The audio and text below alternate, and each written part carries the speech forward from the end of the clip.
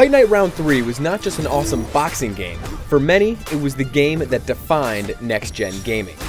HD graphics were a large part of the experience, and the whole thing looked gorgeous. Even if you didn't care about boxing at all, people still saw Fight Night as a breakthrough in video games. But that was then, and this is now. Fight Night Round 4 is finally on the scene with a host of additions and improvements. It's looking to take the title away from its predecessor, so let's see if it scores that knockout punch.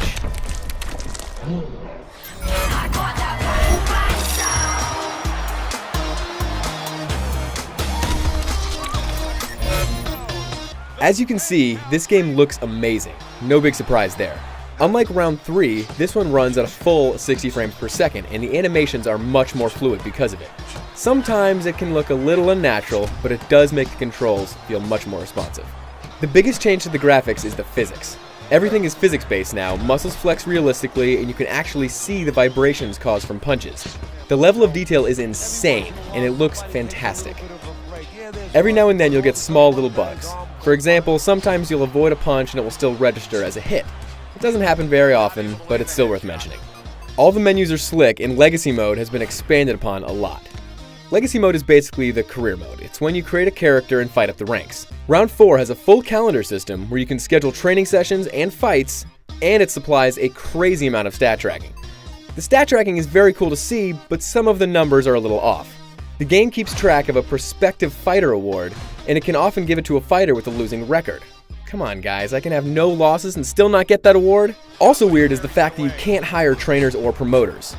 Seeing how that's a huge part of boxing, it's a little odd that it's not in the game. You can create and customize your character with a lot of options, and you can use Photo Game Face to put yourself right in the game.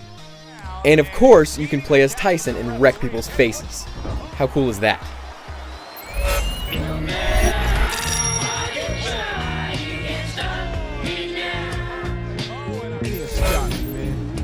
This is a great boxing game. The controls have changed a little bit. You can only block high and low now, and the parrying system is totally gone. Instead, countering is super important. If you dodge at the right time, you can come back with a devastating punch. I like this a lot when fighting against human opponents, but computer AI can be a little cheap with it. Sometimes you can cleanly dodge a punch and you still won't get a counterpunch out of it. It's not a deal breaker, but it is kind of annoying. The new corner game is streamlined from Round 3. You're given a number of points based on how well you did with certain things, and you use these points to repair yourself. I wish it was a little more hands-on, but it still works well. Overall, the changes they made fit very well into the game. The gameplay is what Fight Night Round 4 is all about, and it's as great as ever. On the downside, the training mode is a little tedious. There are 6 of them total, and they're supposed to help build up your stats in Legacy Mode. The problem is that these mini-games are just not fun. You see, the character you start out with has crappy stats. The only way to make them better is to do training, but the only way training is fun is if you have good stats. I guess that's how training is in real life, but this is a game.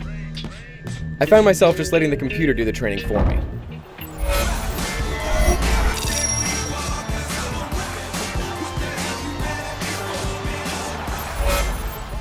This is a great boxing game. The new physics engine adds a lot to the experience, and the presentation is awesome. We haven't even mentioned the fact that you can download boxers that people create, or the fact that there's a sweet replay editor. The developers didn't change what you loved about Round 3, but instead they added to it. Although it may not have the same impact as the previous game, it's still good to be back in the ring. For the full written review, head over to IGN.com.